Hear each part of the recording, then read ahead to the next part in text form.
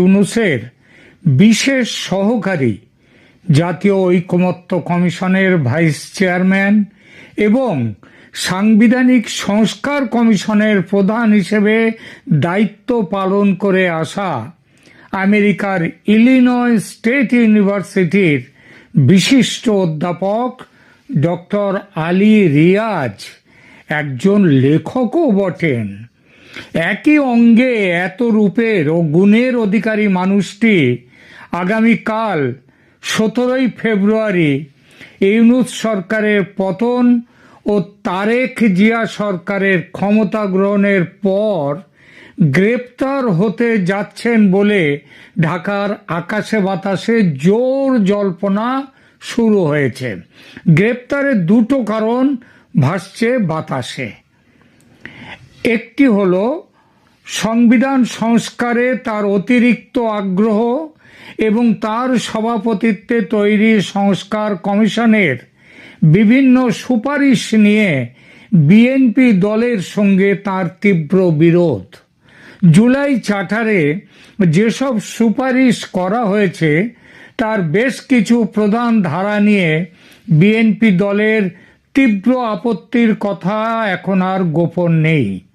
বেশ কিছু বিশ্বস্ত সূত্র থেকে পাওয়া খবর অনুযায়ী আলী রিয়াজের সঙ্গে বিএনপির বিভিন্ন নেতা, এমনকি মহাসচিব মির্জা ফখরুল ইসলাম আলমগীর সাহেবের ঝগড়া অনেক সময় শোভনতার সীমা অতিক্রম করে যাকে বলে একবারে হাতাহাতির পর্যায়ে চলে যাওয়ার মতো নাকি হয়েছিল। এখন নির্বাচনের ফল প্রকাশের পর বিএনপির সরকার গঠন যখন কেবলমাত্র আর কয়েক ঘন্টা দূরে, তখন বাংলাদেশের ক্ষমতার অলিন্দে কানাঘুষো চলছে আলী রিয়াজকে শিক্ষা দেওয়ার ব্যবস্থা নাকি বিএনপি নিয়ে ফেলেছে। তবে বিএনপি এই শিক্ষা দেওয়ার ব্যাপারটি রাজনীতি মুক্ত রাখতে চায় এবং প্রতিহিংসা মুক্ত রাখতে চায়। কেউ যাতে মনে না করে যে মোহাম্মদ ইউনূসের সরকারের মতো রাজনীতির পথে চলে এই জিনিসটা করতে যাচ্ছে। বিএনপি রাজনীতির স্ট্যাম্প লাগাতে চায় না বিএনপি ইউনূস সরকারের মতো সব কাজে। তাতে সরকারের ভাবমূর্তি যেমন ক্ষুণ্ণ হবে না, তেমনি আইনের শাসনের প্রবর্তন দেওয়ার বার্তাও যাবে জনগণের কাছে। তাতে সরকারের প্রশংসাও জুটবে। আর এজন্য সংবিধান সংস্কার কমিশনের সুপারিশ নিয়ে বিএনপি নেতাদের অপমান করার বিষয়টিকে অন্য একটি বিষয়ের মলাটের আড়ালে ঢেকে ডক্টর আলী রিয়াজকে শিক্ষা দেওয়ার সিদ্ধান্ত নিয়েছে বিএনপি নেতৃত্ব। মলাটে থাকবেন কে থাকবেন? মলাটে থাকবেন কবি এবং খ্যাতনামা মুখ অতন্দ্রা রিপা। তিনি গত নভেম্বরে একটি গুরুতর অভিযোগ এনেছেন আলী রিয়াজের বিরুদ্ধে। অভিযোগটি হলো বিয়ের টোপ দিয়ে রিপার সঙ্গে যৌন সম্পর্ক স্থাপন করা, তার ফলে অতন্দ্রা রিপার গর্ভবতী হয়ে যাওয়া এবং কেলেঙ্কারির হাত থেকে বাঁচতে প্রেমিকাকে বুঝিয়ে সুঝিয়ে গর্ভপাতে বাধ্য করা, তারপর গর্ভপাত হয়ে যাওয়ার পর আর প্রেমিকাকে বিয়ে করতে না চাওয়া এবং সব সম্পর্ক কেটে দেয়া। ক্ষুব্ধ প্রেমিকা তখন পুলিশের কাছে যান নালিশ করতে। কিন্তু ইউনূসের পুলিশের সাধ্য কি যে ইউনূসের বন্ধুকে ধরে?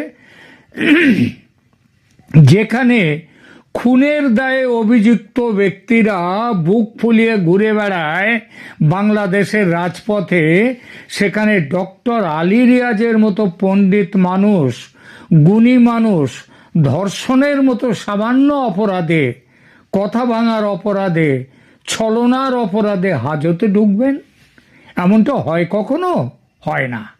সবচেয়ে বড় কথা, দেশের কাজ করবার জন্যে যিনি তার স্ত্রীকে সেই সুদূর আমেরিকায় রেখে ঢাকায় বিরহী জীবন কাটাচ্ছেন, তার কি এই প্রচণ্ড কাজের মধ্যে একটু আনন্দ নারী সঙ্গ পাওয়ার অধিকার নেই? আরে বাবা, দেবতাদের পর্যন্ত মতিভ্রম হয়, আর আলী রিয়াজ তো সামান্য মানুষ।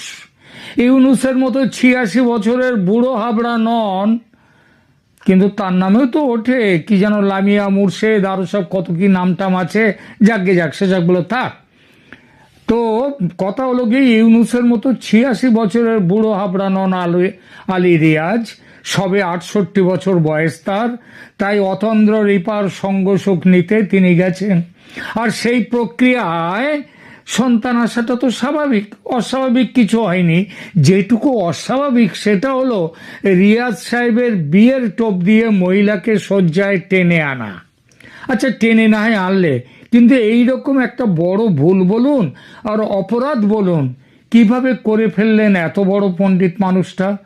যদি প্রিকশন নিয়ে, বাজারে তো অনেক কিছু পাওয়া যায় ওষুধপত্র, সেসব নিয়ে শয্যায় যেতেন, তাহলে তো আর এই হ্যাপায় পড়তে হতো না। আমেরিকায় আলী রিয়াজের এক পত্নী আছেন, তার নাম সগুপ্তা জাবিন।